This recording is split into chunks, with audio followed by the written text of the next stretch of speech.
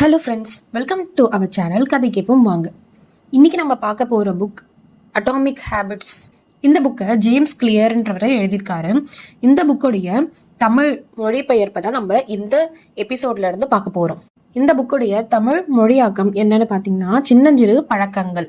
இதில் மொத்தமாக 20 உள்ளடக்கங்களை கொண்டு இருக்கு. அதில் நம்ம இன்னைக்கு பார்க்க போகிறது முன்னுரை. அதாவது இந்த புக்கை எழுதினவரான ஜேம்ஸ் கிளியர் அவருடைய கதை, சொந்த கதையை அவர் ஃபர்ஸ்ட் முன்னுரையில சொல்லியிருக்காரு.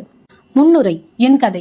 என்னுடைய 10ஆம் வகுப்பின் கடைசி நாளன்று என் சக மாணவன் ஒருத்தன் தன்னுடைய பேஸ்பால் மட்டையை கொண்டு தவறுதலாக என்னுடைய முகத்தை பதம் பார்த்து விட்டான். அவன் ஒரு பந்தை ஓங்கி அடிப்பது போல பாசாங்கு செய்து அந்த மட்டையை சுழற்றிய போது அது அவனுடைய கையில் இருந்து நழுவி நேராக என்னை நோக்கி பறந்து வந்து என்னுடைய கண்களுக்கு நடுவே வந்து மோதியது. அக்கணத்தில் என்ன நிகழ்ந்தது என்பது பற்றி எனக்கு நினைவில் இல்லை. அந்த மட்டை மிக வேகமாக வந்து என்னை தாக்கியதால் அது என் மூக்கை சேதப்படுத்தி அதை விகாரமாக வளைத்து விட்டது. என் மூளையின் மென்மையான திசுக்கள் என்னுடைய மண்டையோட்டின் உட்பகுதிக்குள் தள்ளப்பட்டன. உடனே என் தலை மிக பெரிதாக வீங்கியது. கன நேரத்தில் என் மூக்கு உடைந்திருந்தது. என் மண்டையோட்டில் பல இடங்களில் முறிவு ஏற்பட்டிருந்தது. என்னுடைய 2 கண்களின் குழிகளும் நொறுக்கப்பட்டிருந்தன. நான் என் கண்களை திறந்த போது மக்கள் எனக்கு உதவுவதற்காக ஓடி வந்து கொண்டிருந்ததை நான் கண்டேன்.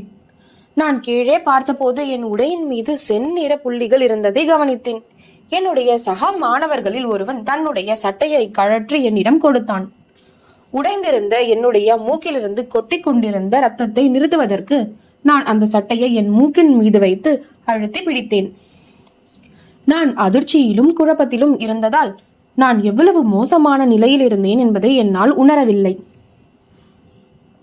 என்னுடைய ஆசிரியர் என் தோளை சுற்றி கை போட்டுக்கொண்டு முதலுதவி அறைக்கு என்னை அழைத்து சென்றார். நாங்கள் நிதானமாக நடந்தோம். ஒவ்வொரு நிமிடமும் முக்கியம் என்பதை யாரும் உணர்வது போல தெரியவில்லை. நாங்கள் முதலுதவி அறைக்கு வந்தபோது அங்கிருந்த செவிலி என்னிடம் ஏகப்பட்ட கேள்விகளை கேட்டார். இது எந்த ஆண்டு? 1998 என்று நான் பதிலளித்தேன். ஆனால் உண்மையில் அது 2002ஆம் ஆண்டு. அமெரிக்காவின் அதிபதி யார்? பில் கிளின்டன் என்று நான் கூறினேன். ஆனால் அப்போது அதிபராக இருந்தவர் ஜார்ஜ் புஷ். உன் அம்மாவின் பெயர் என்ன? என்று நான் தடுமாறினேன். 10 நொடிகள் கடந்தன. இறுதியில் ஒரு வழியாக என் தாயாரின் பெயரை கூறினேன். என் சொந்த தாயாரின் பெயரை நினைவு கூறுவதற்கு எனக்கு 10 நொடிகள் ஆகியிருந்ததை நான் கண்டு கொள்ளவில்லை.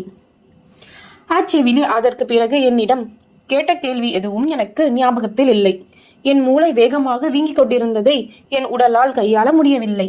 என்னை மருத்துவமனைக்கு அழைத்து செல்வதற்காக வரவழைக்கப்பட்டிருந்த அவசர மருத்துவ ஊர்தி வருவதற்கு முன்பாகவே நான் என் சுயநினைவை இழந்துவிட்டேன். எனவே ஒரு சில நிமிடங்களில் யாரோ சிலர் என்னை தூக்கி கொண்டு உள்ளூர் மருத்துவமனைக்கு விரைந்தனர். அங்கு போன சில நிமிடங்களில் என் உடல் தன் இயக்கத்தை நிறுத்த தொடங்கியது. எச்சில் விழுங்குவதற்கும் சுவாசிப்பதற்கும் கூட நான் கடுமையாக போராடினேன். ஒரு சில கணங்களில் எனக்கு வலிப்பு ஏற்பட்டது. பிறகு என் சுவாசம் முற்றிலுமாக நின்றுவிட்டது. எனக்கு ஆக்சிஜன் கொடுப்பதற்கு மருத்துவர்கள் விரைந்தனர். அதே நேரம் இத்தகைய ஒரு தீவிரமான சூழ்நிலையை கையாளுவதற்குரிய மருத்துவ வசதிகள் தங்கள் மருத்துவமனையில் இல்லை என்பதை அவர்கள் உணர்ந்ததால் சின்சினாட்டி நகரில் இருந்த ஒரு பெரிய மருத்துவமனைக்கு உடனடியாக என்னை எடுத்து செல்வதற்காக அவர்கள் ஒரு ஹெலிகாப்டருக்கு ஏற்பாடு செய்தனர். அவசர சிகிச்சை பிரிவில் ஒரு ஸ்ட்ரெச்சரில் படுத்திருந்த என்னை அந்த மருத்துவமனை இருந்த தெருவின் குறுக்கே இருந்த ஹெலிகாப்டர் தளத்திற்கு அந்த ஸ்ட்ரெச்சரிலேயே கூட்டி சென்றனர். ஒரு சில நிமிடங்களுக்கு முன்பு மருத்துவமனைக்கு வந்திருந்த என்னுடைய தாயாரும் ஹெலிகாப்டரில் ஏறி எனக்கு பக்கத்தில் உட்கார்ந்து என்னுடைய கையை பிடித்துக் கொண்டார். நான் தொடர்ந்து சுயநினைவின்றி இருந்தேன். என்னால் சுயமாக சுவாசிக்கவும் முடியவில்லை. இதற்கிடையே எனக்கு ஏற்பட்டிருந்த விபத்தை பற்றி என்னுடைய தம்பியிடமும் தங்கையிடமும் கூறுவதற்காக என் தந்தை எங்கள் வீட்டிற்கு விரைந்தார். கண்ணீர் மல்க இச்செய்தியை அவர்களிடம் தெரிவித்தார். 8ஆம் வகுப்பு படித்துக் கொண்டிருந்த என்னுடைய தங்கைக்கு அன்று மாலை அவளுடைய பள்ளியில் 8ஆம் வகுப்புக்கான பட்டமளிப்பு விழா நடைபெறவிருந்தது. அதில் என் பெற்றோர் கலந்து கொள்வதற்காக இருந்தனர்.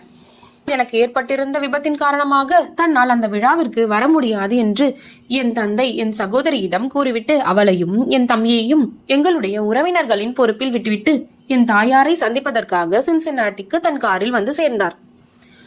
சின்சினாட்டி மருத்துவமனையின் மேல்தளத்தில் எங்கள் ஹெலிகாப்டர் தரையிறங்கிய போது சுமார் 20 மருத்துவர்களும் செவிலியர்களும் அங்கு ஓடி வந்து என்னை இன்னொரு ஸ்ட்ரெச்சரில் படுக்க வைத்து விபத்து பிரிவுக்கு வேகமாக கூட்டி சென்றனர். இதற்குள்ளாக என்னுடைய மூளையில் ஏற்பட்டிருந்த வீக்கம் மிகவும் மோசமடைந்திருந்ததால் எனக்கு அடிக்கடி வலிப்பு வர தொடங்கியது. உடைப்பட்டிருந்த என்னுடைய எலும்புகள் சரி செய்யப்பட வேண்டியிருந்த போதிலும் அறுவை சிகிச்சைக்கு உட்படக்கூடிய நிலையில் நான் இருக்கவில்லை. நான் அந்த மருத்துவமனையில் அதுமப்பட்டு 2 நாட்களுக்கு பிறகு மருத்துவர்கள் மருத்துவ ரீதியான மயக்க நிலைக்கு உட்படுத்தி செயற்கை சுவாச கருவியை எனக்கு பொருத்தினர். என் பெற்றோருக்கு அந்த மருத்துவமனை ஏற்கனவே பரிச்சயமானதாக இருந்தது. ஏனெனில் 10 ஆண்டுகளுக்கு முன்பு அப்போது ஒரு 3 வயது சிறுமியாக இருந்த என் சகோதரிக்கு இரத்த புற்றுநோய் இருந்தது கண்டுபிடிக்கப்பட்டதை தொடர்ந்து இதே மருத்துவமனைக்குத்தான் என் பெற்றோர் அவளை அழைத்து வந்திருந்தனர். எனக்கு அப்போது 5 வயது. என் தம்பி ஒரு 6 மாத குழந்தையாக இருந்தான்.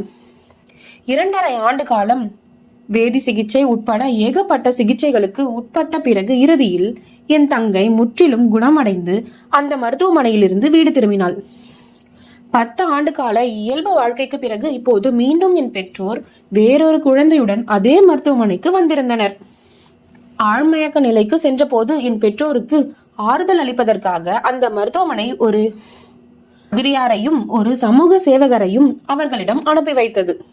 முன்பு என் சகோதரி அந்த மருத்துவமனையில் அனுமதிக்கப்பட்டிருந்த நேரத்திலும் இதே பாதிரியார் தான் என் பெற்றோரை சார்ந்திருந்தார். மருத்துவமனை 3ஆம் நாளன்று இரவில் என் பெற்றோர் முற்றிலும் களைப்புற்று தரையில் ஒரு மெத்தையை விரித்து படுத்து தூங்கிவிட்டனர். ஆனால் திடீரென்று கவலை அவர்களுக்கு விழிப்பூட்டி அவர்களை நிம்மதியாக தூங்கவிடவில்லை. அன்றிரவு முழுவதையும் அவர்கள் பரிதவிப்போடு கழித்தனர். அது போன்ற ஒரு மோசமான இரவை நான் அனுபவித்ததில்லை என்று பின்னாளில் என் தாயார் என்னிடம் கூறினார்.